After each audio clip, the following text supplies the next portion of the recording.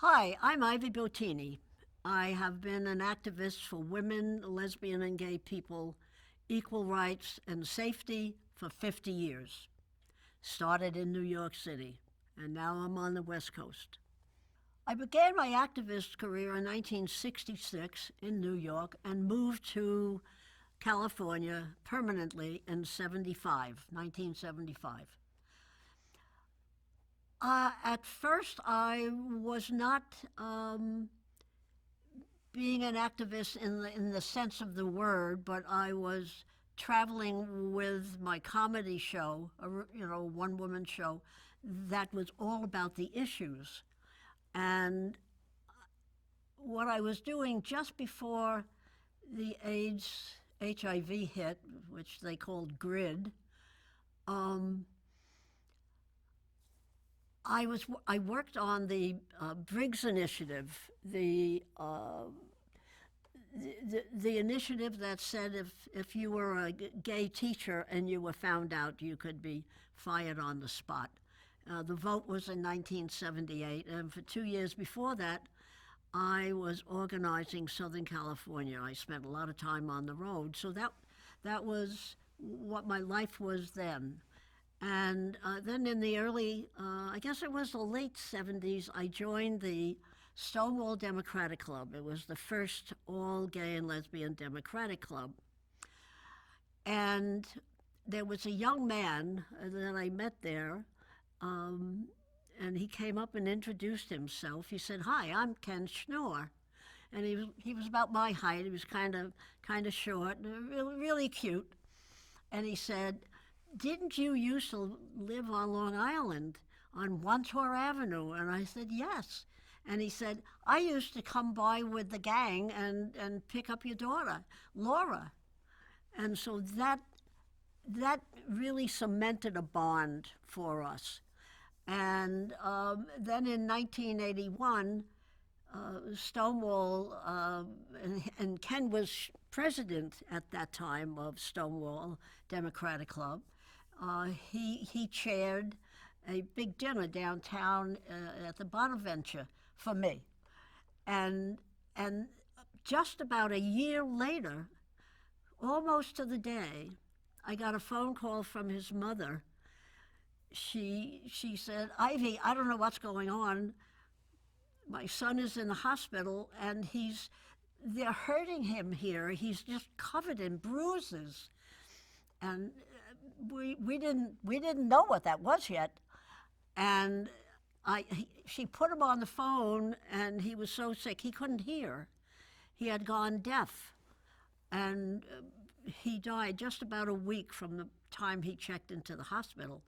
And then I thought back over the year, and he had been ill. He had a couple of sexually transmitted diseases, and he had bad thrush, and he just couldn't get better. And finally, he collapsed on the freeway on his way home from his nursery business. And he was in the hospital a week. And something, I don't know why I did it. Every once in a while, it's like the universe speaks to me. I'm not crazy. And I just knew that something awful had happened to Ken, and it was not just going to happen to Ken. And I called Ken's doctor up, Joel Weissman, and I said to him, Ken is dead, and can you? And he said, "I want to take you and have you meet somebody." And he took me to UCLA, and we went down into the lower levels, and he introduced me to Dr. Michael Gottlieb, who was doing some research work. And I told him my concerns, and I told him that I felt there was something there that was really going to be bad for our community. And he said, "Yeah," he said, "Yeah."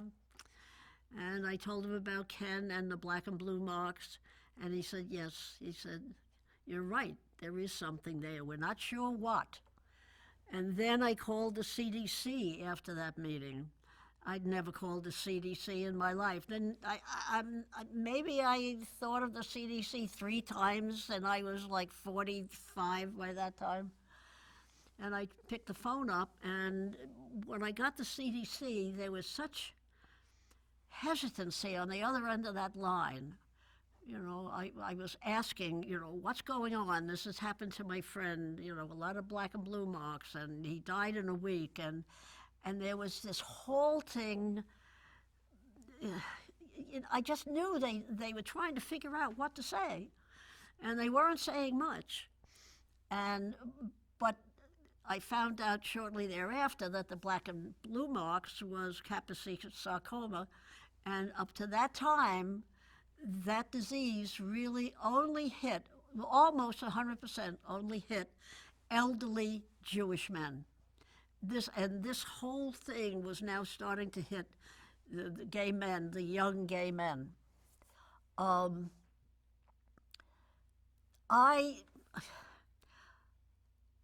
decided to put a group together. I called it AIDS Network LA. And it wasn't a formal organization, but it was, I wanted to contain the rumors.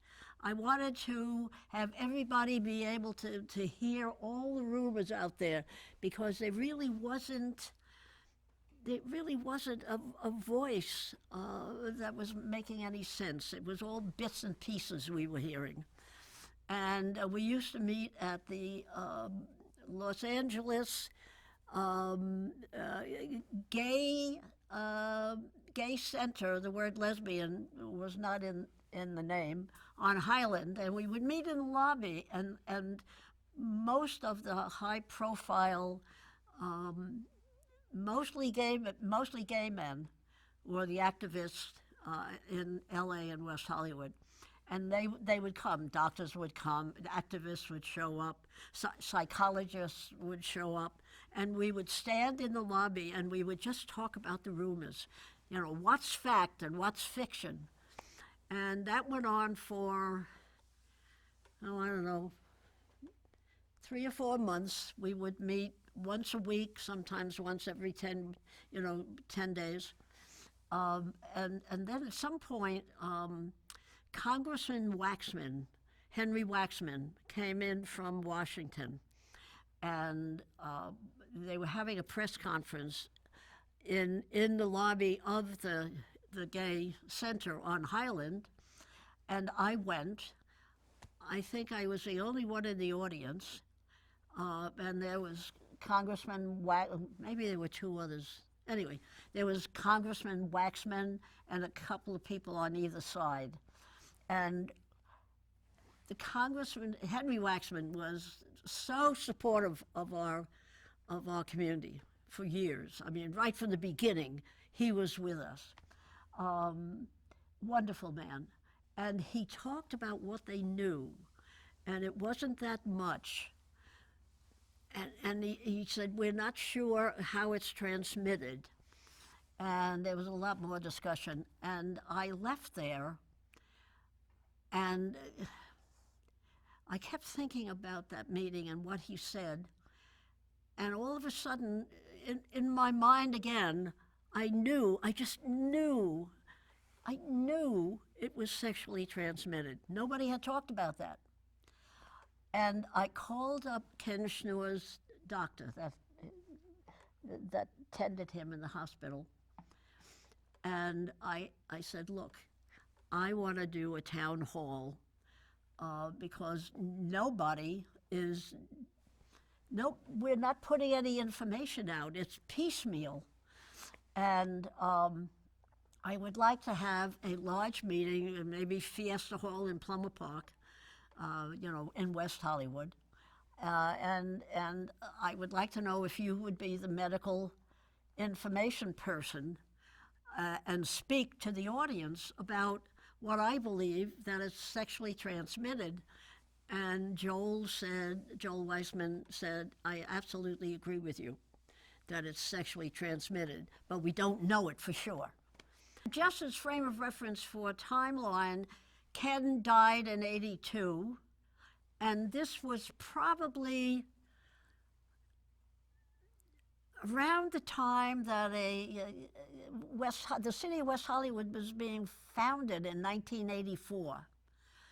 And the city of West Hollywood, the powers that were trying to establish that as its own city, because it was just county land, and they were creating this city, they were working on that issue. They weren't. I mean, they were probably working on AIDS too, but they really were organizing a city, and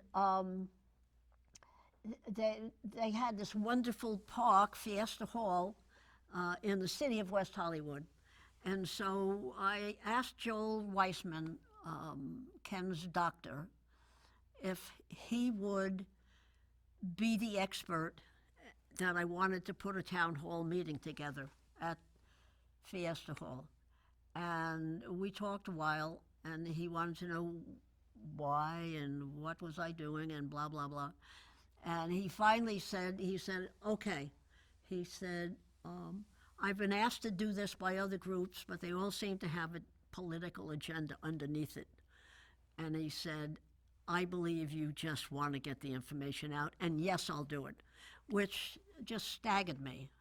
You know, I was so appreciative. And then what happened, it was very interesting. The center got all upset that I was going to do this town hall meeting, because I got a phone call and they said, that's our job. We're supposed to do that. Why are you doing it? I said, because the information's got to get out. Well, we're supposed to do that. We were talking about it. And I said, well, that's not my problem. You're not doing it. I'm doing it. You want to do it? Do another one. And I just thought, territorial, this is nothing to be territorial about. The more information you get out, the better. Let everybody do a town hall. And that just, it just made me so angry. So anyway, legally, Fiesta holds about, you know, according to the fire rules, I think they holds about 140. There weren't, everything was stripped, and there were these funny chairs that people sat on, but the place was packed. There wasn't an inch of floor left. They were sitting all over. And they were all men, except for myself and my then partner, Dottie Wine. Just 2 women and 350 men. And I just introduced Joel, and, you know, I just said, this is what I feel, and the doctor's going to talk to you about it. And Joel confirmed that he believed it was sexually transmitted. And then I urged that that sex be sure to have condom. And to this day, every once in a while, a very elderly male will see me on the street or in a restaurant, and he will come up and say to me, "You saved my life. I heard what you were doing that night, and I'm alive. You saved my life." And that makes me feel good, because powers that be were not doing it. They were not doing it. So at this point, we, in 1984, a group of gay men mainly, and some elderly, the elderly community, straight, and they were putting a city together. And that was in 1984. And things were more and more, we were hearing of more and more deaths. But the deaths, suddenly when the 90s hit, just speeded up. And to go back to the mid-'80s,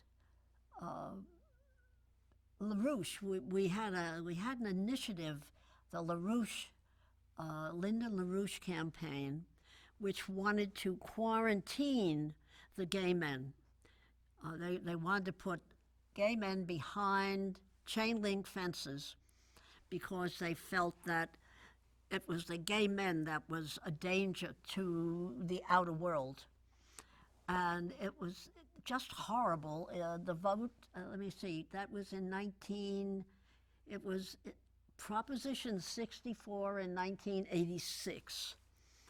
And that was very worrisome because the general public was starting to, you could feel a sense of panic starting to build up because there was really nothing concrete to say if you do this, this, and this, you won't get anything.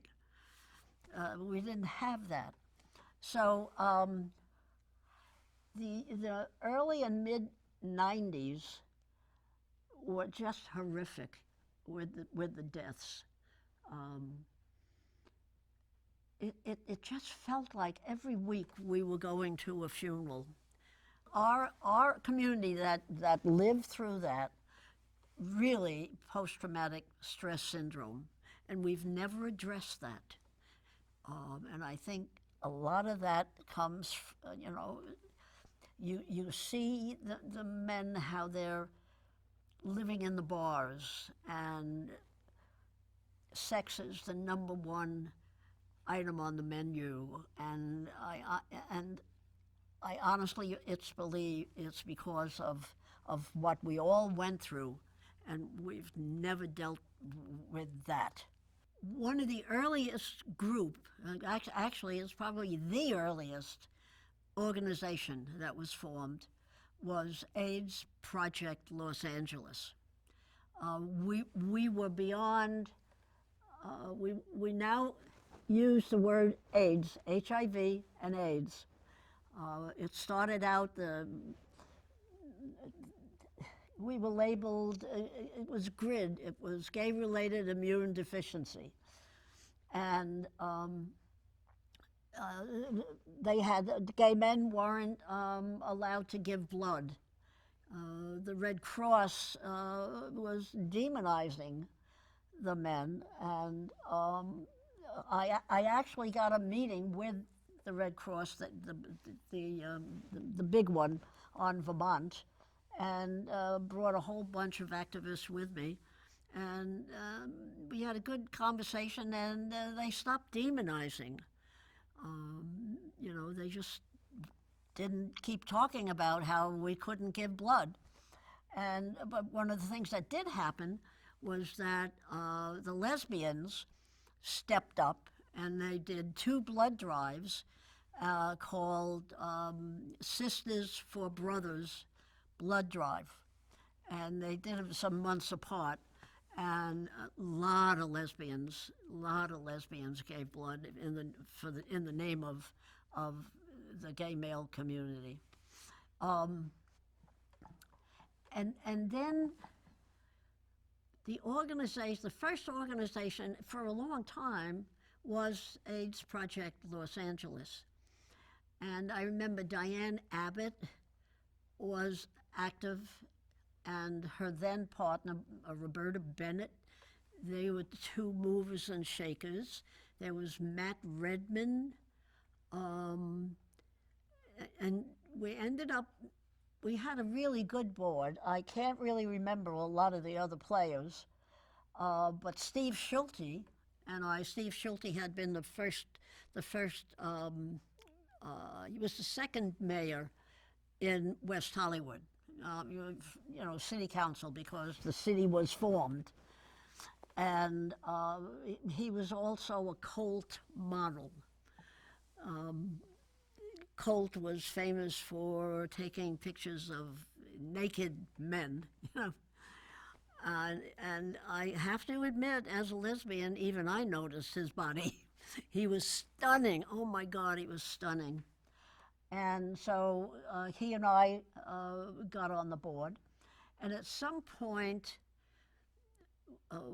APLA, we rented a little office on Cole Avenue in Los Angeles.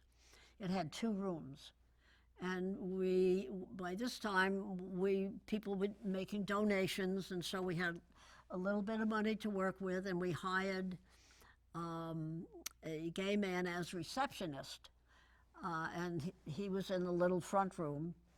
And I remember we still didn't know how it was passed, even though we were talking, we didn't know if it could be transmitted in the air, kiss somebody, touch something. We didn't have any of those answers. And I remember this one time, it was Diane Abbott, Roberta Bennett, and myself. We were having an executive board meeting or a steering committee, just the three of us, and we were in the second room. And a knock came on the door, and the receptionist said, "There's a gentleman out here who would like to speak to you." Not me, but I mean us. And so we said, "Well, send him in."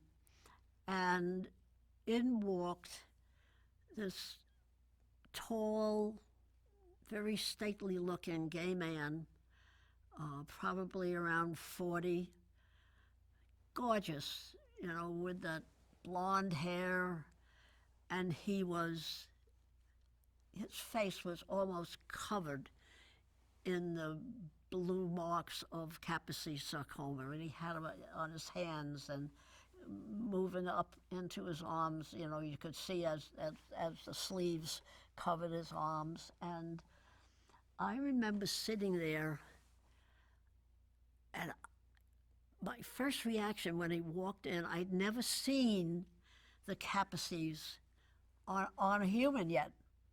And he was just covered on his neck. And I sat there, and I got this sense of fear just flooded through my body. And silently, I think, how long can I hold my breath? And I started to hold my breath because I didn't know, and I was scared. And then my activist brain took over, and I said to myself, "Oh, for God, get over yourself. If you're going to do this work, just get over yourself." And so that was the end of that. I was fine after that, and I never had that feeling again. But oh my God,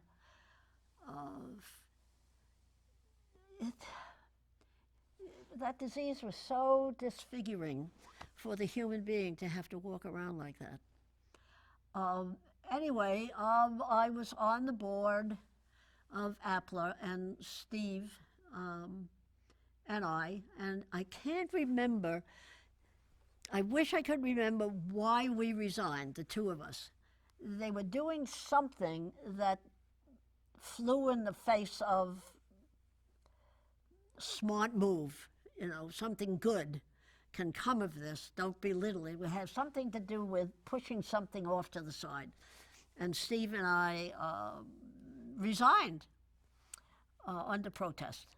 One of the phenomenons of those AIDS years was that lesbians and gay men up to that point really didn't work together. Lesbians thought the gay men were, sexist and misogynistic, which they were, and still are, many still are. And so lesbians really had their own stuff going on. And then when this whole thing hit, the lesbians started to come on board.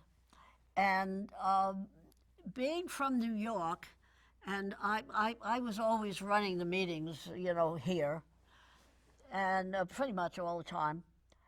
And coming from New York, and I had created feminist consciousness raising in New York, I brought with it, when the lesbians would have meetings, I always had them put the chairs in a circle so that there was no podium, there was no, person that was obviously the leader.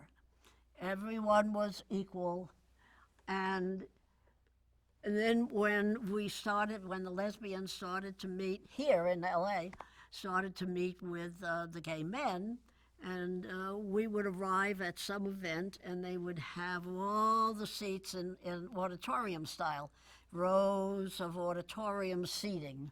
And then there'd be a table, a dais, and then there'd be a podium. And I walked into a meeting one time. As a matter of fact, there was a musical about 4 years ago called Making Paradise about creating West Hollywood. And there was a scene where the lesbians are coming in to work with the gay men, and the chairs are all set up in auditorium style. And the playwright wrote not me, but a character that portrayed me, where the character enters. It was really fun.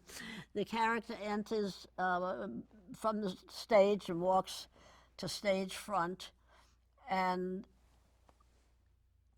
just yells, "What is this?" and jumps off the stage, and then goes around and just keeps knocking the chairs over, just over and over and over until the place is a mess, and yelling, "Circle, it's got to be in a circle." It was a very funny scene. But that's how the lesbians did their work. Everybody was equal. And in the male community was very hierarchical.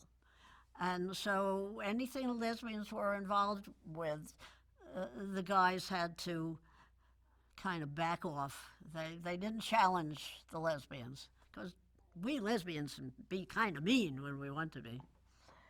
So that was fun. That was a whole new introduction into the male community. One of the big things that the lesbian community did, they came together with the gay men who were ill. And pretty much all the time, except for some very strident lesbians who just won't have anything to do with men at all. But most of the lesbians, when they moved to work with the gay guys, over a period of time, they made friends with 2 or 3 gay guys, each lesbian. And then when we lesbians became nurses. As we made friends with gay men, and then they became sicker and sicker, it was the women that would take care of them. Because the gay men, they were all getting sick, and they were very worried about themselves. They were going to doctors, and in the beginning, speaking about doctors, in the beginning, God, it was so bad. Since we didn't know how it was really transmitted, a whole bunch of dentists would not work on any gay man, never mind if he had HIV or not. They just wouldn't take the chance, and they would not work on any gay men's teeth. Some doctors would not even meet to talk with gay men. They wouldn't treat gay men. And some attorneys wouldn't take them as clients, in whatever, a real estate deal or whatever, because they didn't know how it was transmitted. Is it in the air when we're speaking? Is it saliva? It was just awful, and so groups sprung up.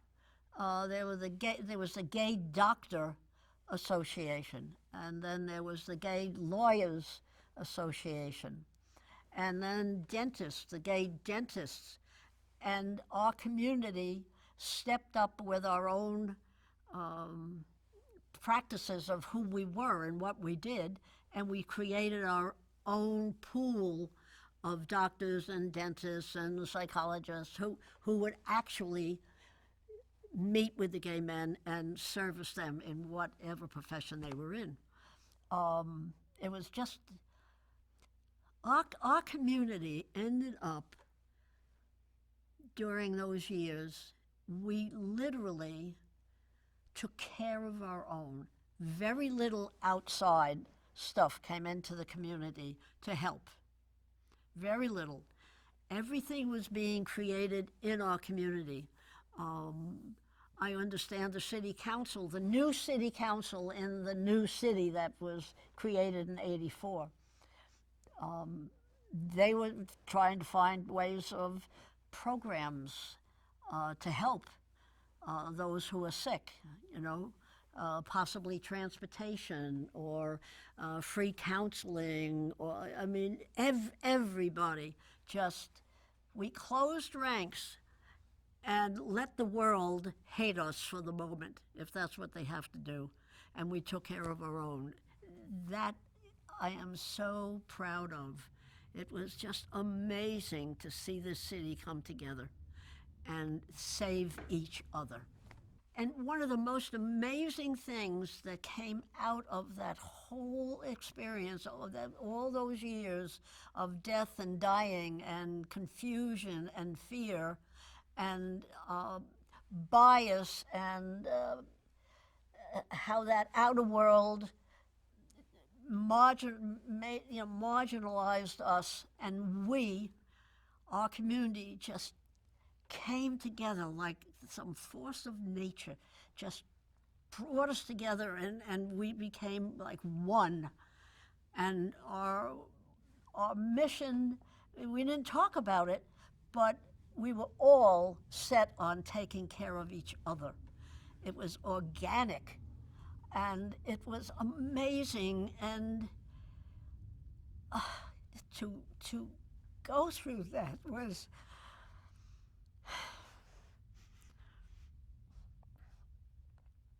it saved so many.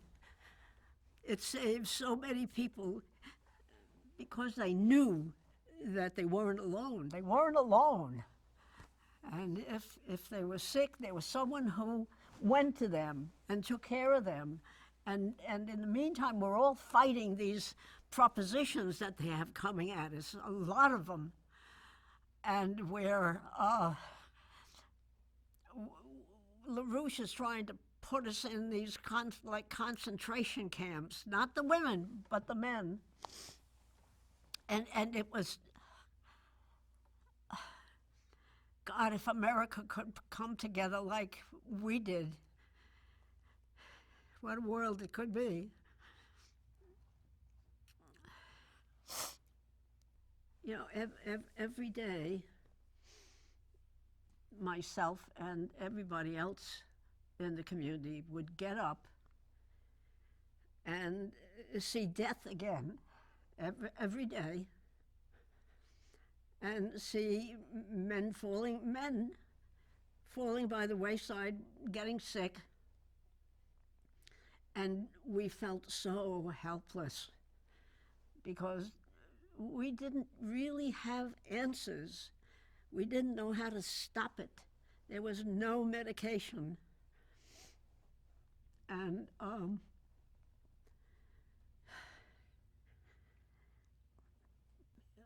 there was this horrible sense of helplessness. You were doing something every day, but you didn't know if it was the right thing to do. And I would get so busy, maybe building a rally or something, and then maybe that would take a month or two, you know, building it and having everybody show up. And when I came back into the general, I'd realized some of my friends had died while I was doing that. I traveled a fair amount to Denver for some reason, where the leaders national, where we would all meet, and we did that about every 3 or 4 months. And there were all these people I got to meet, and now there's not one left, not one. and they've been dead for 15 years. Uh, and it was the leaders that went early because they they were more charismatic than the average gay male. You know, the leaders that popped up. And so they were hit on a lot. And they died pretty early. Uh,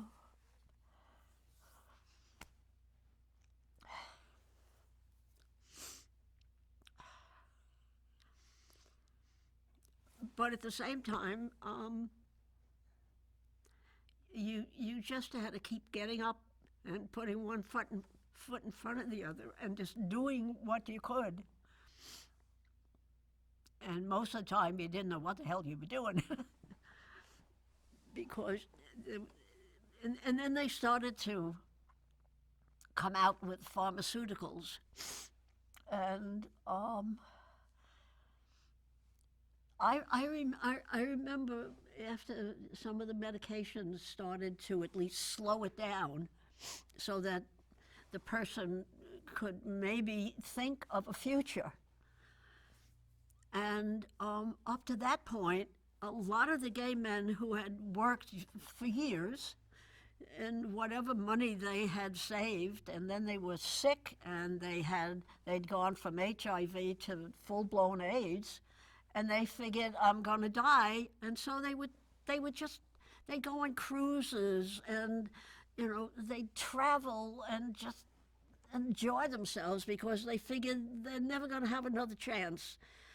And then the pharmaceuticals started to slow it down. And I remember going to a Stonewall dinner. I guess it was the Bonaventure again. We seemed to live there. And there was a young man who was very, very active in the community. And it was a beautiful room, and there were flowers on all the tables and white linen, and it was just stunning. And I'm walking in, and I see him standing off to the side in between some tables, just standing there, just staring around, kind of looking terribly bewildered. And I went over to him, and I said, what are you doing? And he looked at me, and he said, I'm going to live. And I'm broke. I don't know what I'm going to do. I'm going to have to get a job. It just dawned on him that whatever he was taking was slowing this disease down, and he was going to live. It was this miracle that was happening before my eyes. He realized he was going to live, and he had no money, and he had no job. And it wasn't just him. That's what a lot of the gay men did. They just knew they were going to die, and they figured they got maybe a year, and they would go have a good time. And then, bam, medicine started to come down the pipeline, and they were broke. And then they had to scramble for a place to live, you know, try to get a job. It was like a bad joke. You know, you finally have something that will let people live, and they don't have the resources to do it. It was this bad joke on us.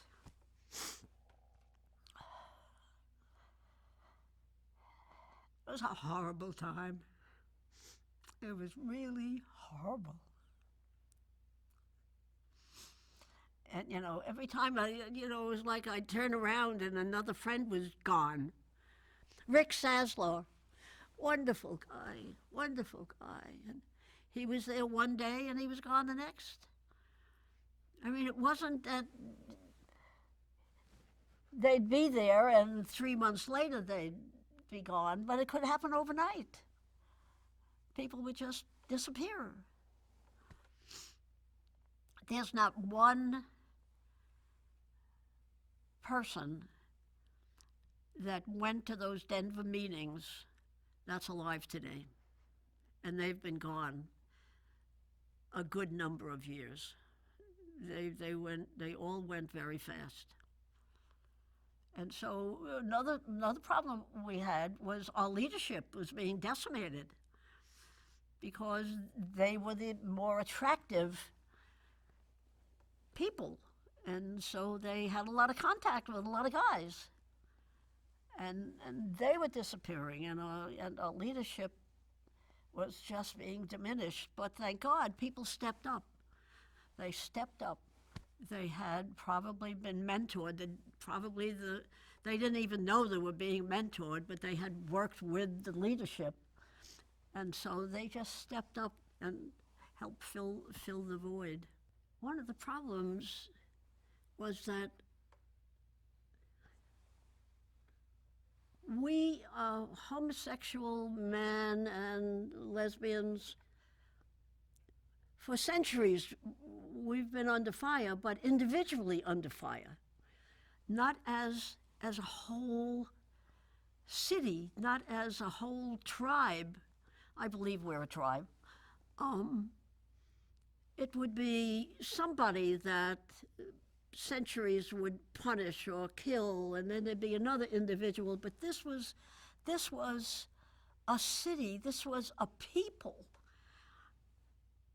And we were dying. I mean, not women. I mean, there was a handful of women that contracted it. But, I mean, so minimal. But this was a whole, thousands of gay men were being infected. And they didn't know how to stop it. And our leadership was, as I said, was dying, and we had to bring new people in because now we had organizations. We had AIDS Project LA, we had Being Alive, we had Michael Weinstein, AIDS Foundation. We had to raise money so these organizations could, challenge the legislature and have lobbyists and put on events where people would donate money. Money was essential. We could not have fought as we fought without money. And one thing I learned with the initiatives that came at us,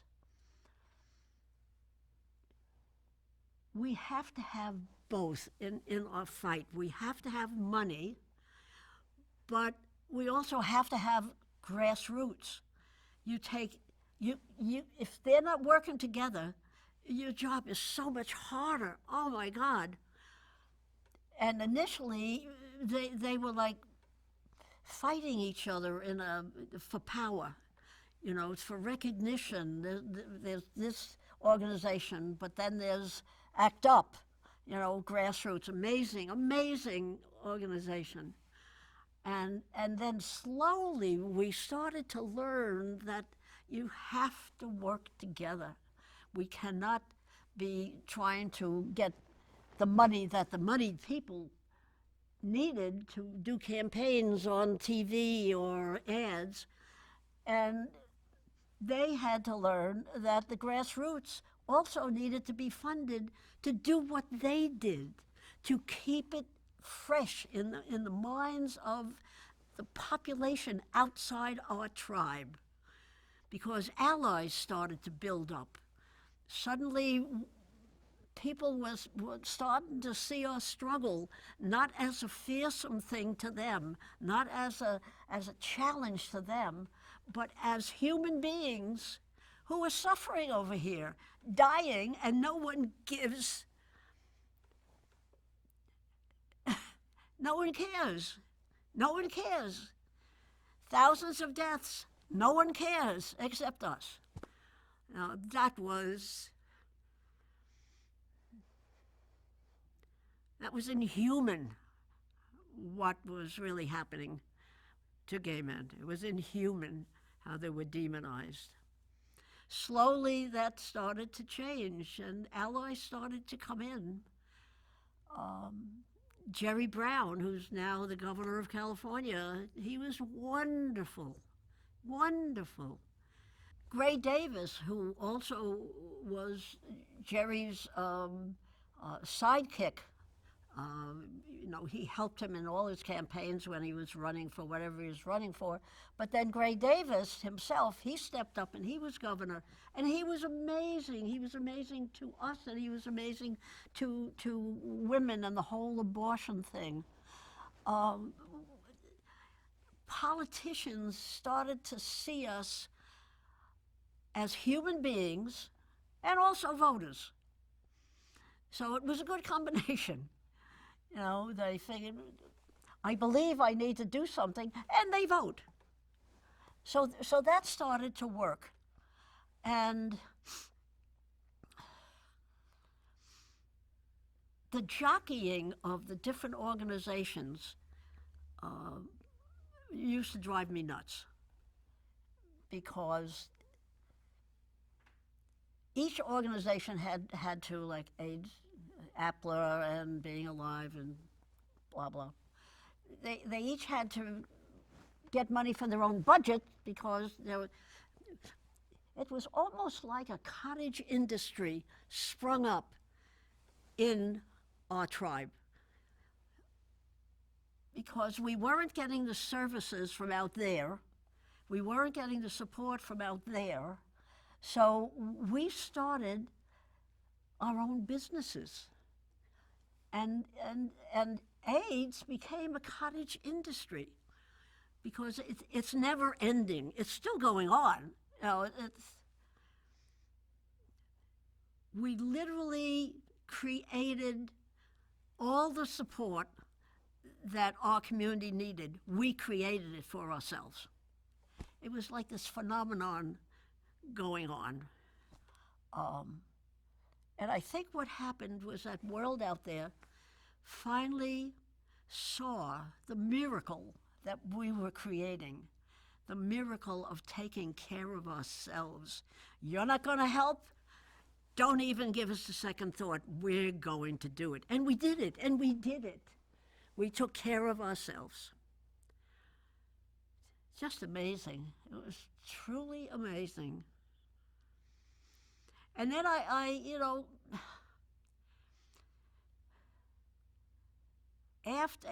as AIDS started, it's kind of an everyday thing now. But there were a couple of leaders that, well, there was an elderly gentleman who was a leader in the community, and he had a shock of white hair. And in the early days of this GRID, and then HIV, before it actually got to AIDS, and we started talking about that it was sexually transmitted, this activist of many years was counseling young gay men. Don't believe it. It is not sexually transmitted. It's the world trying to control male homosexual sex. They're trying to control us sexually. And for 3 years, I was so angry at him. I didn't talk to him for 3 years. And we were very close initially. I did not talk to him because he was sending young men to their death.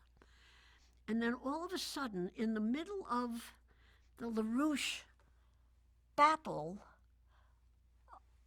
another high recognized figure in our community, who originally was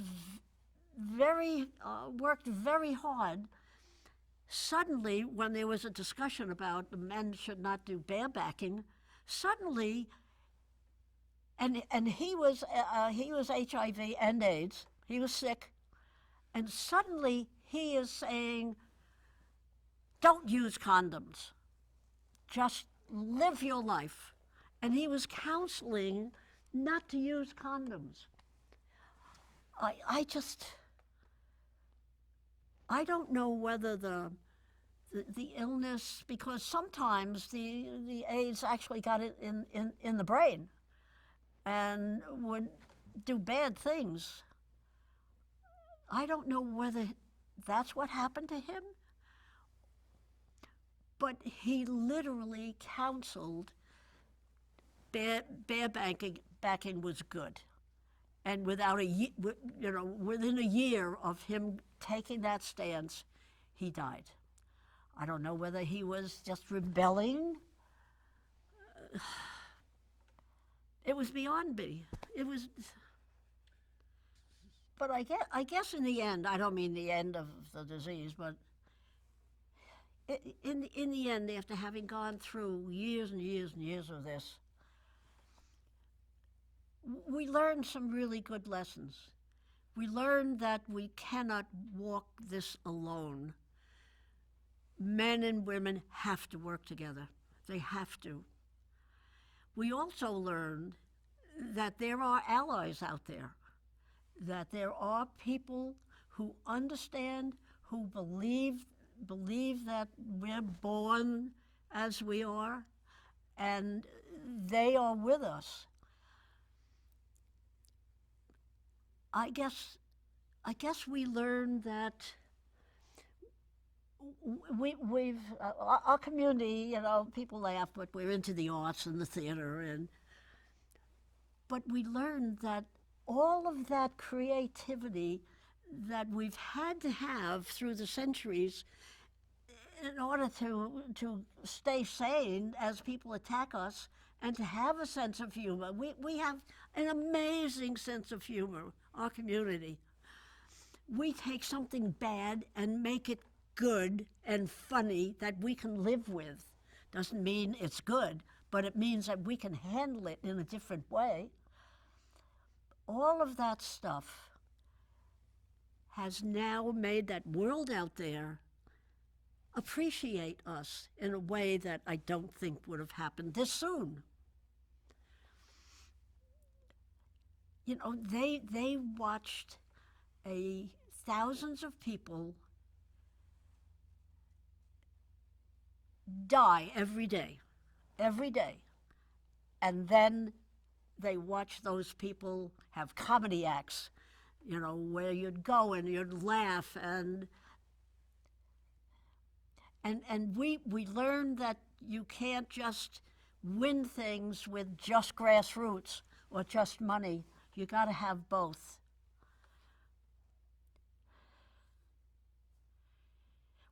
I think the biggest thing we learned was that we can take care of ourselves if we have to.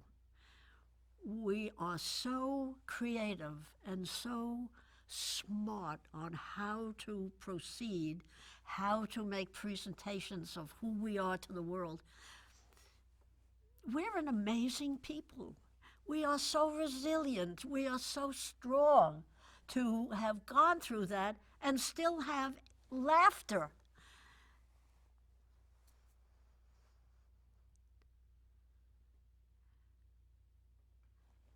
Yeah, we learned that we really are an amazing people.